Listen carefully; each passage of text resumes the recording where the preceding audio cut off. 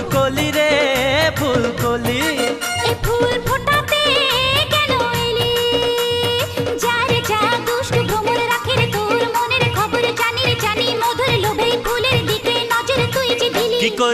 কি করি পীড়িতের বিষে জ্বলি, এ ফুল ফোটাতে কেন এলি? ও ফুলকলি রে ফুলকলি। ও ফুল ফোটাতে কেন এলি?